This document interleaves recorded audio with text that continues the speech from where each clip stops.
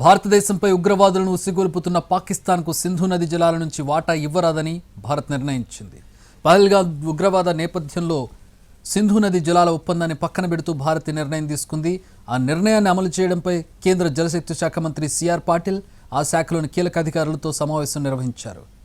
హోంమంత్రి అమిత్ షా అధ్యక్షతన ఈ సమావేశం జరిగింది. సమావేశంలో విదేశాంగ మంత్రి జయశంకర్ కూడా పాల్గొన్నారు. సింధు నది పరివాహక బోర్డులోని కీలక అధికారులు కూడా ఈ మీటింగ్కు హాజరయ్యారు.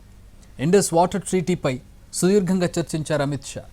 సింధు నదీ జలాల ఒప్పందం నుంచి భారతదేశం తప్పుకుంటున్నట్లు, అందుకు గల కారణాలను వివరిస్తూ ప్రపంచ బ్యాంకుకు లేఖ రాయాలని సమావేశంలో నిర్ణయించారు.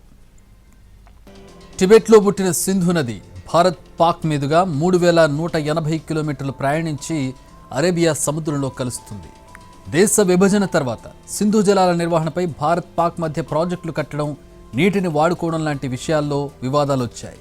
దీంతో 1960లో వరల్డ్ బ్యాంక్ అంటే ప్రపంచ బ్యాంక్ మధ్యవర్తిత్వంతో అప్పటి భారత ప్రధాని జవహర్లాల్ నెహ్రూ, అప్పటి పాకిస్తాన్ ప్రెసిడెంట్ జనరల్ అయూబ్ ఖాన్ సింధు జలాల ఒప్పందంపై సంతకాలు చేశారు. ఈ ఒప్పందం ఏం చెప్తోంది?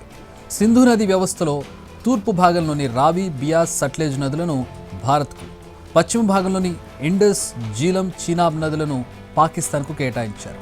మొత్తంగా సింధు జలాల్లో దిగువన ఉన్న పాకిస్తాన్ 80% జలాలను వాడుకుంటుండగా పైన ఉన్న ఇండియా మాత్రం కేవలం 20% జలాలనే వాడుకునేలా ఒప్పందం ఉంది.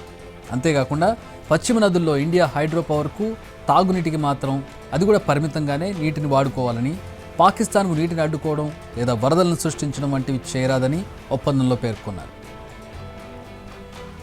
సింధు జలాల ఒప్పందం రద్దయితే పాక్కు రివర్ వాటర్ వెళ్లకుండా భారత్ ఆనకట్టలు కట్టుకోవచ్చు, ఇతర ప్రాంతాలకు నీటిని మళ్లించుకోవచ్చు.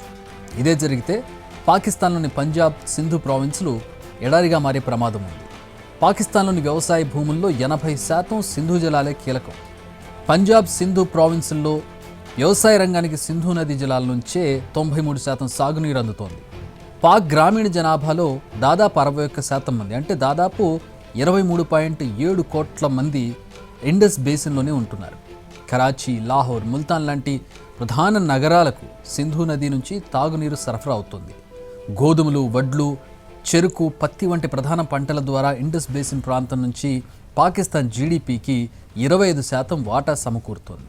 అందుకే ఇండస్, జీలం, చీనాబ్ నదుల నుంచి నీటి ప్రవాహాలు తగ్గిపోతే పాక్లోని ఇండస్ బేసిన్ అంతా తీవ్రమైన నీటి కరువు ఎదుర్కొంటుంది. వ్యవసాయం సంక్షోభంలో పడుతుంది. కోట్లాది మందికి ఆహార భద్రత కరువవుతుంది.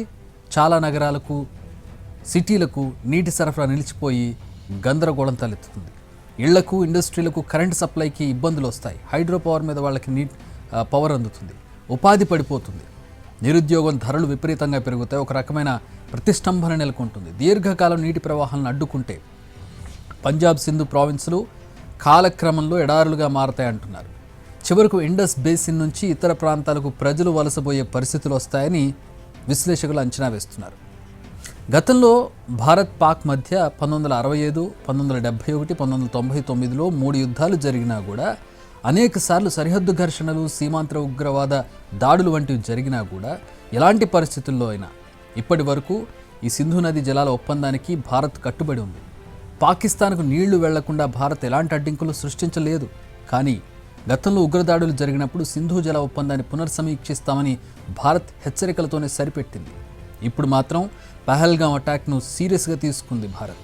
పాకిస్తాన్ హస్తం ఉందని క్లియర్గా ఎవిడెన్స్తో మనకు దొరకడంతో దీనికి గట్టిగా బుద్ధి చెప్పాలన్న ఉద్దేశంతో చరిత్రలోనే తొలిసారిగా సింధు జలాల ఒప్పందాన్ని రద్దు చేస్తున్నట్టుగా పాక్కు షాక్ ఇచ్చింది భారత్.